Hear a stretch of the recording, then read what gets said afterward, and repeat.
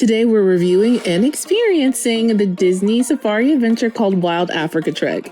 It is a 3-hour guided safari experience where you go behind the scenes to see African wildlife up close. You experience a little bit of adventure and a whole lot of fun. I'm going to give you all of the details so that you can know if this is an experience for you. Let's get into it. So let's get into the details. The details for this adventure start before you go. The website has excellent information on what to expect. Please heed it. It is accurate. They also sent me an email a few weeks before the adventure so that I could be refreshed on what to expect with the physicality of it. They also check in about food allergies and let you know what you should and shouldn't wear, what you can and cannot bring. They do provide lockers and all that good stuff. So when I checked in at the Animal Tours desk, it's right before Kilimanjaro Safaris on the left. So when you go to the Africa land at Animal Kingdom and you're headed towards Kilimanjaro Safaris, you will see the Curiosities Animal Tours desk to the left. You cannot miss it. And you check in there. They give you a safety briefing, the first of many safety briefings that you're going to have, and have you sign some liability waivers. You're going to check in 30 minutes before it starts, and there's a good reason for it because there's quite a bit of setup involved in getting ready for this excursion.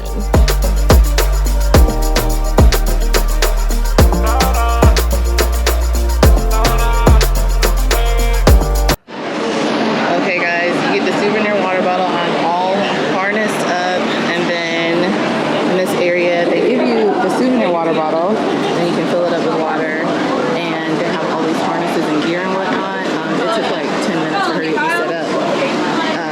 But what they'll do is you have to be between 45 and 300 pounds, so they'll weigh you, and then they give you this nifty name tag, and I can actually record the whole time, so this is pretty neat. I'm so excited. Oh, hi! So this is so neat. I'm super excited to do this. I just kind of wish it's a whole setup, but they looped my phone camera here so I could get this set up. Okay, it's gonna be fun and hot. I'm already sweating. We're doing a harness check on all this, make sure you're safe and whatnot.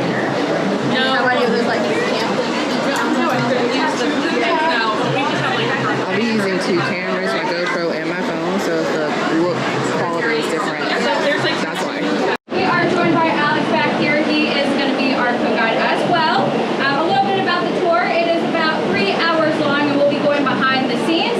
To start off, we will be in the park, so we'll try to stay together as best as we can before that point. But so that Alex and I don't have to yell at you the entire time, we have attached lovely little listening gear. So if you guys want to find this little black box that we attached to you, on the top you have a silver power button.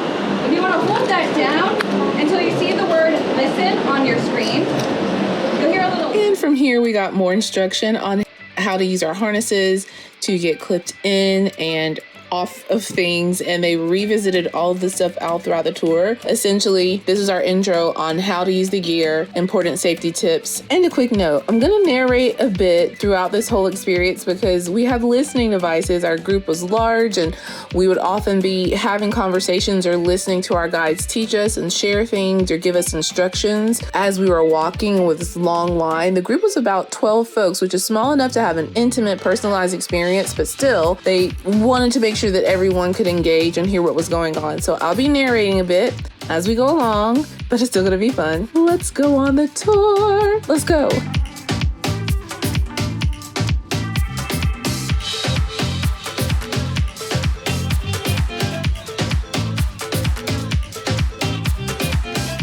Tails or? Oh yeah. I watched the joke. Now the trek began at Gorilla Falls Exploration Trail that's right beside Kilimanjaro Safari. Our guide walked through and shared some interesting facts with us about different types of animals, and then we walked and veered off on this trail that I didn't even know existed. I've been to Animal Kingdom several times, and it was so cool to just be walking behind the trees and just to see the safari bus there, people that I would see when I would ride the safari, be like, what are they doing over there? This is what it was. Wild Africa Trek, we stopped with the hippopotami first, and they had different rangers or guides who were stationed at each area who would share specific details, ones who worked with those particular animals. And you can see this harness system. We had carabiners that clipped us in, and we had our monkey tails. And there was a particular way that you have to like hook everything on as you're walking, and the way you have to check your clips and all that stuff. They double checked before and after every single time we got hooked into this thing to make sure we were uber safe. So that was cool. And now we are moving on to our next encounter. Asante Sana. So if we can send a huge Asante Sana together. Asante Sana.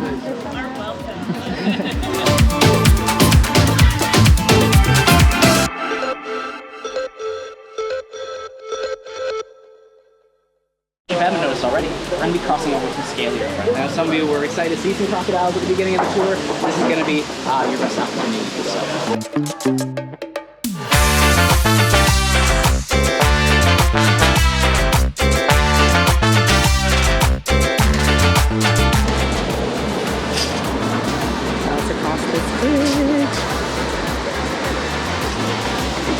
They double, triple, quadruple check your safety harnesses to make sure everything's safe. So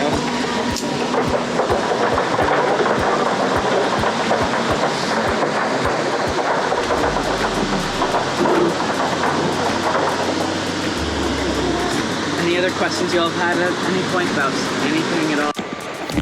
I made it. That was terrifying, but I did it. Okay, so you do two bridges, the one all the way over there and then this one. And I was like, it's high, it's bouncy, and then on this bridge right here, it's kind of a little bit tilted to the side.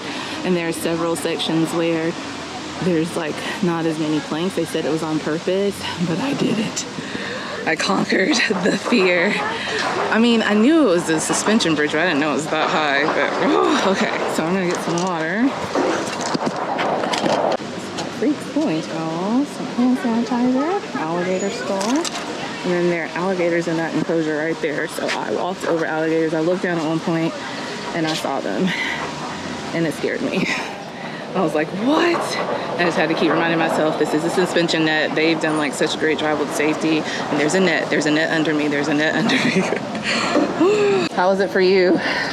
Doing that? Yeah. Well, it was fun. Then when I could feel like the other person was like, oh gosh.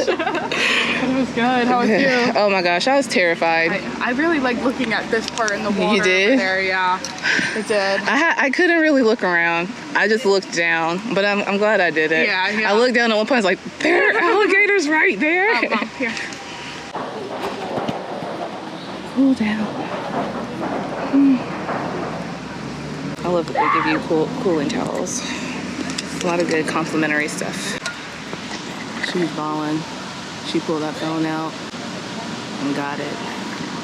You've not been introduced to our male mouse animal. I got 9 of them in there right now. So all boys, so like no baby clocks or nothing like that.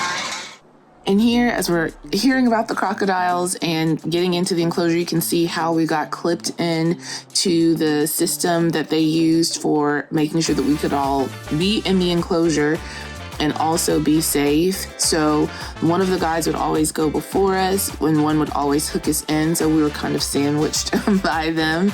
And it was a pretty neat system. By this point, we all knew the game. We knew what to do as far as waiting our turn and letting them hook us in, waiting for them to tell us to go and all that good stuff. But again, they give you a lot of instruction. So it can seem scary if you're afraid of heights and you are unsure of your footing and just you get vertigo from being a little bit high up. Like I honestly I can get that happens to me. This may not be the type of adventure for you, but like I said, I do get vertigo very easily. I get nauseous with like small heights. I don't know why. I wish it didn't happen because I would love to enjoy roller coasters, but I can't. And that suspension bridge really threw me, but I was fine doing this part. I was completely fine. So they might get first dibs.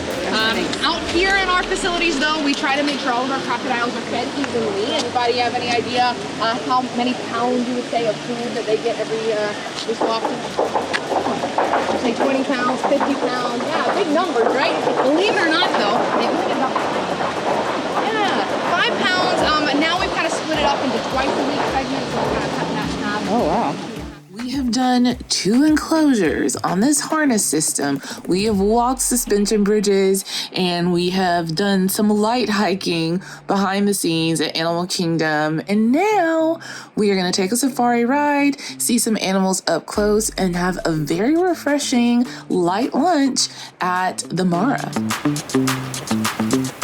To point out that tree because a lot of the species that we're going to see initially out on the savanna are going to be part of a great migration. Great migration before? Yeah, so most commonly we think of the wildebeest that come in the millions to do this migration, but other animals like zebras, elephants all partake in that as well. They're in search of water, so they're always making basically a giant circle throughout Central Africa in order to find that water. Baobabs are what's considered a keystone species. Have you guys heard of keystone species before? No. So keystone species means that they are essential for their environment. Without that species, the ecosystem would collapse. So kind of going back to the what value the SSP has in keeping those species alive is because without those species, the whole ecosystem would collapse. The animal behind us, that is our zebra. So does anybody looking at them know why zebras have stripes? Yeah? Huh? What was that? It is like a fingerprint. They are quite unique to each other, but zebras travel in packs, and it's actually to blend in with each other. Oh. So camouflage with each other and not their surroundings. We'll look to our right as well, see if we see any friends. Looking at these guys, you'll notice that they have pretty long tongues. Ooh, is he gonna show it off? No. Oh, a little bit, yeah. Oh, yeah. So, herbivores, plant eaters, little goober, can be broken down into 2 categories. Oh, there he goes.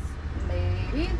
So, they can be considered browsers or grazers. Have you guys heard of those terms before? Just grazers. Just grazers? Yeah. So,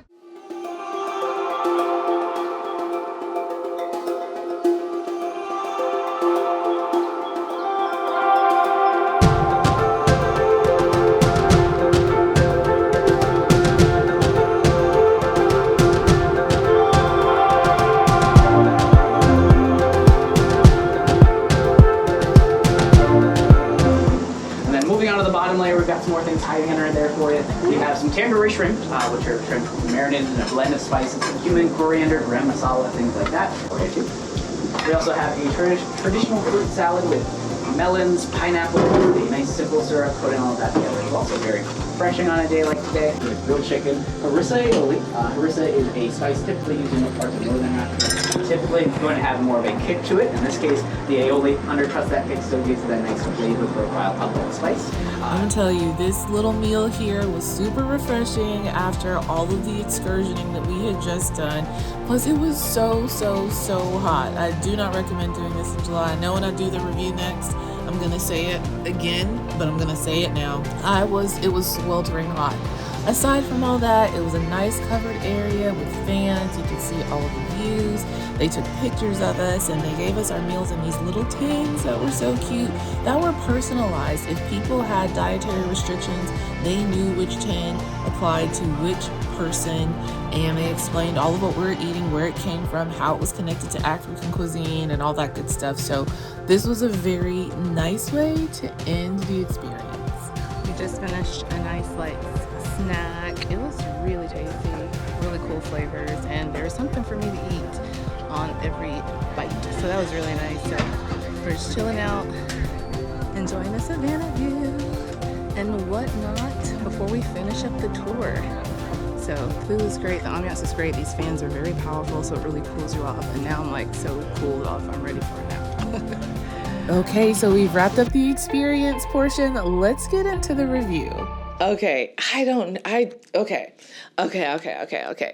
Wild Africa Trek, I had a blast. This is the next day, and I'm recording some recap thoughts before I go out and have my final day here at this particular resort on this particular trip. But Wild Africa Trek, I got some notes here that I took yesterday before we finished. I was sitting down at our snack time, and I was like, let me write this down because I need to not forget the amazing thoughts I have about this place. It was so much fun. Oh my gosh, where are the notes? Okay, here they are. Okay. As you can see, hopefully, from my clips and whatnot from the experience, it is a wilder walk through the conservation area in Kilimanjaro Safari's area. So we were not backstage Disney, like backstage there are areas where they do work and whatnot, and you can't film there. But I actually asked before I got on, because I got in trouble on a ride because I didn't know. I researched before I started vlogging at Disney to see work, and I could not find any like easily accessible information on where you can record on Disney. I was on a ride and a cast member was like, this is backstage. You cannot record here. Please delete that video. But at any rate, I double checked that I could record, and she's like, yep, on some of the tours you go through like a truly backstage area where that stuff can't be seen, but on this one you can record any and everything that you want. So I did record as much as I could. First of all, the guides were amazing. They are very knowledgeable, super friendly. They're always checking. They have their scripts down packed, and they repeat all the safety things. I felt super safe. And then from start to finish, like the handoffs were perfect. They tell you the safety information, what you can expect, have you sign some waiver forms, tell you what you can keep, and then they hand you off to someone who takes you to get in a locker. They explain it, but then they help you if you still can't get it, and they tell you again, you can keep this, this, and this, but not this, this, and this, but they're so friendly. And then they get you harnessed. They weigh you. You have to be between 45 and 300 pounds, I think 45. And then you get all harnessed and strapped in. Then they do a check, and then they do another check, and they just really make it like very smooth. So there's a lot of information they give you, but they're repeating, they're friendly. And then there's so much education. There's so much learning you can do while you're there. So they're talking, they're sharing things about the different exhibits and places that you're walking through. They make it engaging. So if they have a group that doesn't have a bunch of questions, they're asking questions, getting your feedback, and so the guides really made it a beautiful experience. Also, like, I want to be outdoorsy and rugged, but I have a fear of heights. I get motion sick. So experiences like this are great for someone like me who wants to just like step out, push yourself, do something new, but also you can only handle so much. The whole first 2 hours, you're like in a harness. You're in a vest that has like straps and harness, and this, they call it your monkey tail, like bungee type thing that's on the back that has a clip. And they show you how to like clip in and out and get the clip prepared to get you set up in the on the different areas where you're going into different enclosures. And they were super, super safety conscious. The video is not doing it justice. Like, looking down over the hippos and the crocodiles and showing you the video versus doing it is different. I mean, it's not quite like being off in the wild and having a crocodile in your face, but it was still pretty cool. Okay. Now they do really prepare you. I got an email beforehand that said, this is the experience. This is how long it is. These are health conditions that shouldn't maybe consider this. This is what you can bring. This is what you can't bring and whatnot. And so when I got there, you go to some curiosity tours right in front of Kilimanjaro Safari, and they already know your name. They already know you're coming, and they have name tags for you. There's someone who'll do they'll check you in and do an overview, safety talk, kind of reiterating definitely reiterating what's in the email. And then they'll have you sign a safety waiver that they encourage you to read. It's just one page, front and back. Read it. It's pretty standard liability stuff. At the end of the day, we'll do everything we can, but we're not liable if you get hurt, but we'll help you. And then they'll pass you off to someone who will take you, get you set up in a locker, put everything in the locker. The only things you can bring are things that can clip to you. So I actually had my phone and a lanyard on my neck, and then I had my GoPro. They kind of hooked it. Well, I'll show you. I'm grabbing the GoPro, and I got this idea for how I hooked mine up later from how they did it. Like this. and then they put a carabiner clip there, and I was able to clip it to the vest that I was wearing. So as long as it can stay on your person, and the vest had 2 pockets, so technically, yeah. So if I didn't have the 2 different cameras, I could have just kept my phone. If I didn't have the GoPro, I could have just kept my phone in the one pocket. So there's that. They give you a water bottle, so you can't bring anything with you, but if it can, like, I guess I could have even had a neck. There's one woman, she had a fan on around her neck, and I was like, man, I wish I would have thought of that. No, I had to take off my earrings because, you know, mine are clip on. I probably would have, if I had pierced ears, I probably would have just done studs. Yeah, so you can't have like a bunch of loose articles, nothing loose. Everything has to be able to clip to you. In fact, at one point they took our name tags so they wouldn't fall over in the enclosures, and they kept them in the safe spot until later on in the trek. They give you free water bottles, and they have some water stations a couple times throughout the trip, so you fill up before you leave. Then after you do the most harrying part, there's a water station, and they had some cooling towels that were free given to us as well. Then when we went for our snacks at the Boma, they had another water station. Once someone harnessed me, another person had to check my harness to make sure I was safe, and then they take the green clip off to let you know you are good to go. They also give you a little earpiece and to hear them speaking, because you're walking along a trail for a good part of it. So if you got weak ankles, if you're prone to falling, if you can't handle like walking up some gentle hills with very rocky, not rocky, but like terrain, I almost slipped a couple times. And actually the one time I did almost hurt myself, it was when I was coming down some steps, because this when you're going up and down from the high wire suspension bridge, the steps are kind of tall. And so you do need to be able to be mobile. But, you know, I do walking like 3 or 4 days a week. I'm not a hardcore exerciser.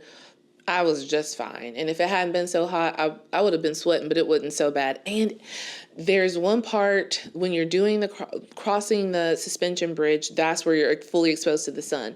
But really any other time, I was almost fully shaded the entire time. So that was very nice. They have different guides at different places. Like when you stop at the rhinoceros enclosure, you stop at the crocodile enclosure, they had some specialists who would share. They would just sharing all kinds of facts, and they loved it, and it was so cool. And they are checking you all the time at every stop before you clip into something to go out into an enclosure or go over the suspension bridge. They will show you what to do. They'll tell you 2 or 3 times, just like, you need help, let us know, we'll do it for you. If you don't want to do it, you can't figure it out, we got you. They like really made you feel great about yourself. Oh my gosh, I cannot remember her name, but the woman who, she was taking pictures when I was coming across the first suspension bridge. And at the very end, when she was checking my harness for something, she's like, how was it? Like, are you good?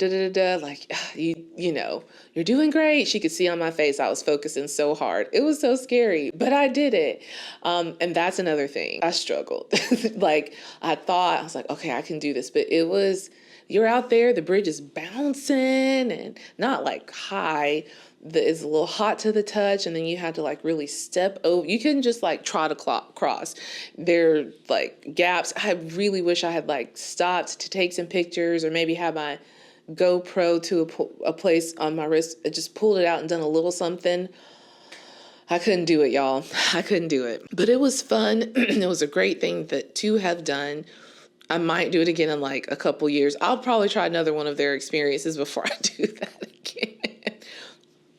But it was worth it. Like, they really give you a little taste of like an adrenaline something. But again, they're always encouraging you to hydrate. And if you fill up your water bottle before you leave, should have enough water to make it to the past the suspension bridge. Got to be over look at 2 enclosures. The person who was doing the rhinoceros part, they were sleeping, so she would like bang on the bucket. She's like, if they wake up, then I'll feed them the snack. If not, we'll just let them sleep. They don't force the animals to do anything that they don't want to do.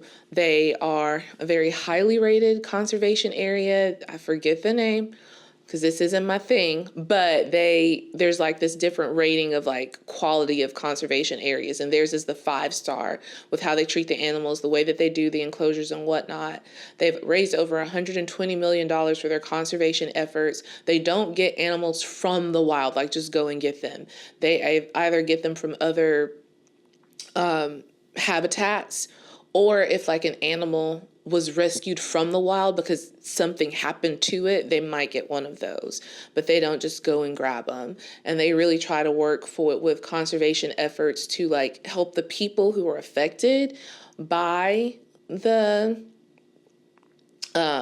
encroachment of wildlife, because their habitats are in danger. So one of the guides talked about how some farmers in Africa are experiencing encroachment on their farms and loss of crops because animal habitats have been wiped out. So the animals are coming into their area. So they help them with restoring crops, not Disney per se, but one of the things that they're a part of helps out with that, and getting guard dogs that can help protect their livestock and, you know, just helping keep endangered species whole. So they talked a lot about care of the animals, animal facts, what's going on in conservation right now, what are the needs, what they're doing to help. And it was so fun. And the BOMA experience, so the guides, they set up your food, they do everything. So they, once you leave, they are taking off your harnesses, checking you and all that good stuff. At one point, you take off their harnesses, they get all the gear and put it in the bag that I'm sure they go and they wash and sanitize. Someone washes and sanitizes. They have the food. There's a truck driver that will meet you once you finish the trekking part, and you will get in a special safari vehicle. He'll drive you around. Then I think maybe the food was in there, and they'll like get a cooler, and they have all of these little things of food for every person. And the food was great. Like, I'm not an adventurous food eater, but there's definitely something for me. I tried hummus, and that was nice. And there were fruits and veggies and like a chicken wrap. I didn't try the granola bar that I was supposed to try. But all in all, beautiful experience. They're also taking photos of you, and you get the photos included. So there's some freebies that come along with it: the cooling towel, the water bottle, and the photos. So that was excellent. Overall, a really great experience. So here are some tips that I have. Definitely wear closed-toed shoes. They will recommend long shorts. I had shorts that came like mid-thigh. I wish I would have gone a little bit longer. And there are a couple people who wore pants. I don't know how they lived. I don't know, but they did. I could not have done pants at that time of year. But yeah, it was really nice. So, you know, wear comfy clothing, very comfy clothing, at least mid-thigh, maybe longer shorts or pants if you can handle it. You have to have closed-toed shoes. And, of course, ladies, you know, like, keep your hair up. I'm really glad that I twisted my hair around, because, I mean, you could have worn your hair down, but if hair makes you hot and sweaty, pull it up. You know, my hair's looking really nice right now, but the moment I step outside, it's going to frizz. So, and then even so, it would have been in my ears and on my neck and whatnot. Another tip, you can definitely do the phone. Like, I read that you could have your phone, like have a case that hung around your neck, but a lot of folks just they had pockets on the vest that Velcroed, so you could put your phone in that pocket. My group was really cool. There were 2 couples, another woman who was by herself, and then a family of 4. Hydrate before you go, for sure. Listen to your guides, follow their every word, but you really got to listen, because you're going to be getting lots of instruction over and over again, and you got to pay attention, because you got to know, like, okay, they'll say, you step here, click here, and they'll talk you through it, but it makes it smoother, and if you listen, it'll make it a more comfortable experience. Because when we were going on the suspension bridge, it was like, step here behind the yellow line, click here. At Disney, they always tell you to stay behind the line, but this time you're going to step over the line, step over the line. They're going to pull this up. You get a little wedgie, then you step back, and then when you hear all clear, then you step back, and then they'll tell you, wait until we tell you can open the gate. We're going to keep you half bridge apart. Okay, you can open the gate. And I remembered. I did good. But yeah, lots of instructions, and you got to pay attention. Pay attention and be sure-footed. Be sure-footed, be well-rested, and maybe don't plan something like after. I booked Tiffin's because I wanted to do this like whole Animal Kingdom experience. I was going to do the trek and then go to Tiffin's and then maybe go to Nomad Lounge. But I canceled Tiffin's that morning, not because I thought the trek was going to be so arduous, but because I had done Space 220. That was pricey. And I was like, I don't think I want to do 2 expensive table service restaurants this time, right? Okay. So I do this trek. Beforehand, I was like, I'll just like do Nomad Lounge and get on the wait list and then maybe go to, I'll go to Dinosaur and come back to Nomad. No, I finished. I walked to the buses. I actually walked away from the buses because I was so disoriented. I misread the sign. I walked 7 minutes the wrong way. Had to walk 7 minutes back to the bus, right? And I came and I put on my swimsuit and I got in the pool so I could cool off. And then I was going to record myself at Geyser Point, like do a whole restaurant review.